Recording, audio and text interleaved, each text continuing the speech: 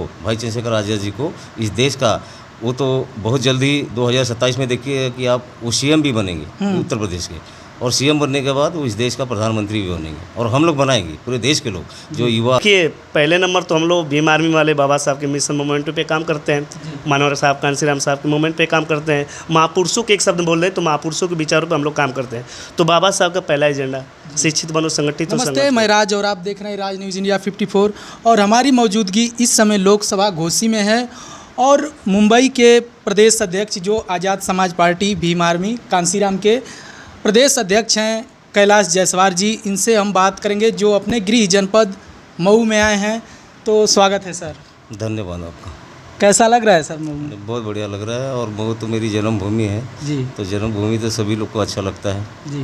बहुत और बढ़िया। आपके पार्टी की तैयारी कैसी चल रही है? कहीं ना कहीं आपके पार्टी के कैंडिडेट उतरे हुए हैं हर जगह लोकसभा के। महाराष्ट्र में कुछ सीट हम लोग लड़ा रहे हैं जी और अच्छे ढंग से लड़े, पूरा सीट तो नहीं लड़े, मगर जितना भी हम लोग सीटें लड़े हैं वो काफ़ी अच्छे ढंग से लड़े हैं, मजबूती के साथ लड़े हैं।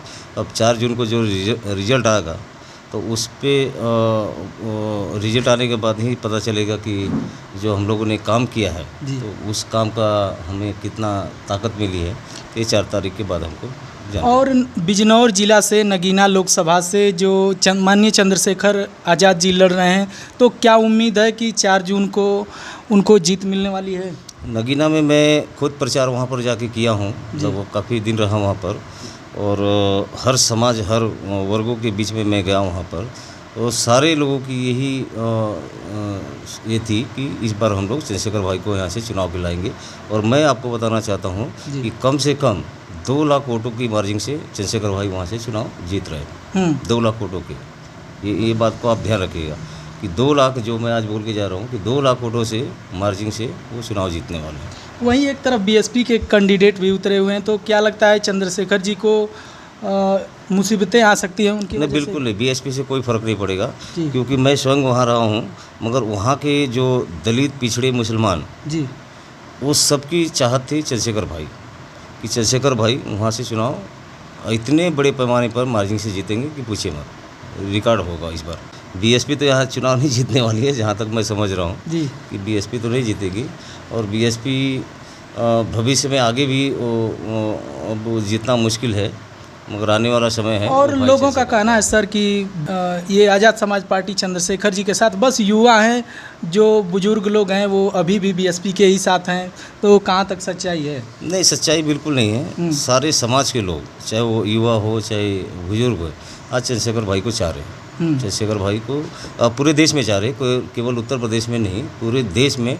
जैसे कि महाराष्ट्र में मैं नेतृत्व कर रहा हूँ, वहाँ पर महाराष्ट्र में पूरा, चाहे युवा हो चाहे बुजुर्ग हो, वो सारे लोग आज चंद्रशेखर भाई को चाह रहे हैं और चंद्रशेखर भाई के साथ खड़े हैं। और मैं वहाँ पर जो काम कर रहा हूँ तो मेरे साथ सारे समाज के लोग हैं वहाँ पर। तो क्या लगता है अगर चंद्रशेखर जी सांसद बन जाते हैं नगीना से, तो वहाँ की जनता के लिए काम करेंगे? और एक ये होता है कि दलितों, पिछड़ों पर लोग बहुत अत्याचार करते हैं, तो क्या उनकी आवाज़ को उठा सकते हैं संसद में? जिस दिन अगर भाई चुनाव जीत जाते हैं, और चुनाव जीतना तो उनका कंफर्म है जी और चुनाव जीतने के बाद अगर लोकसभा में पहुंचते हैं, तो जो इस देश में, चाहे वो आरएसएस हो, बीजेपी हो, चाहे विश्व हिंदू परिषद है, जी ये जो आज हर समाज में जो ये लड़ाई लड़वाते हैं, झगड़ा करवाते हैं, मारामारी करवाते हैं, चंद्रशेखर भाई जिस दिन अगर पहुँच गए तो उस दिन सारी समस्या ख़त्म हो जाएगी, ये लड़ाई झगड़ा बंद हो जाएगा।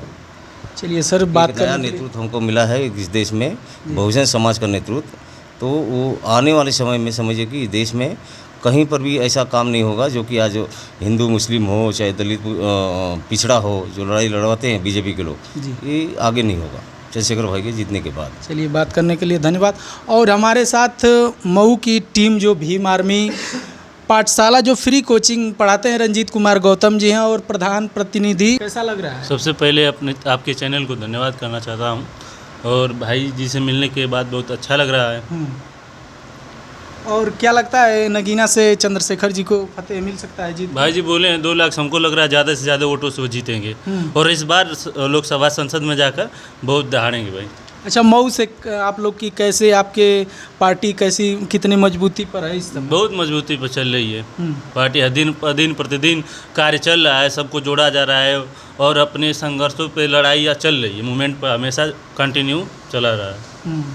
चलिए बात करेंगे जो भीम आर्मी के फ्री कोचिंग चलाते हैं, युवा छोटे छोटे बच्चों, कहीं ना कहीं इंटरमीडिएट तक के बच्चों को पढ़ाते हैं, तो इनसे हम बात करेंगे। जो रंजीत कुमार गौतम जी हैं भीम आर्मी के, इनसे हम बात करेंगे। सर स्वागत है। जय भीम, और आपका भी स्वागत है। कैसी चल रही है बच्चों को, आप पढ़ाई लिखाई करते हैं फ्री में? देखिए, फ्री का मतलब नहीं है। जी, देखिए, फ्री का मतलब ये है हमारा, आपके हिसाब से शिक्षा फ्री होना चाहिए? जी, कहीं भी देखिए आज के डेट में अगर देखिए तमाम लड़के जी, जो IAS PCS की तैयारी करने वाले हैं, टेट सुपर टेट, जो जितने भी जिस गवर्नमेंट सर्विस को पाना चाहते जी। हैं, वो सभी लोग पढ़ के डिग्रियाँ तो प्राप्त कर रहे हैं, लेकिन कहीं ना कहीं सरकार जो है मनमानी तरीके से वैकेंसी नहीं देखिए अब देख रहे हैं यूपी पुलिस की जो बात चल रही थी, वैकेंसी आई, जी, पेपर तो हुआ ही नहीं, समझ लीजिए पेपर हो रहा है, रिजल्ट क्या दिख रहा है आपको? पेपर एग्ज़ाम देने जा रहे हैं लड़के, पहले ही मोबाइल में कहीं ना कहीं से जो है लीक हो जा रहा है। तो ऐसे हमारे देश के जो पढ़े लिखे व्यक्ति हैं, चाहे युवा हैं, जो पढ़ रहे हैं, अपने सरकार को, अपने देश को चलाने की सही दिशा में काम करना चाहते हैं, तो ये सरकार की मनमानी की ओर नहीं हो पा रहा है। जी। जी, तो भीम आर्मी के माध्यम से क्या लगता है, कहीं ना कहीं लोगों को, और जो फ्री पाठशाला आपका चल रहा है उससे लोगों को, बच्चों को क्या सीख मिल सकता है आगे चल के? देखिए, पहले नंबर तो हम लोग भीम आर्मी वाले बाबा साहब के मिशन मोमेंटो पे काम करते हैं, मानवर साहब, कांसीराम साहब के मूवमेंट पे काम करते हैं। महापुरुषों के एक शब्द बोल रहे हैं तो महापुरुषों के विचारों पे हम लोग काम करते हैं। तो बाबा साहब का पहला एजेंडा शिक्षित बनो, संगठित हो, संघर्ष करो।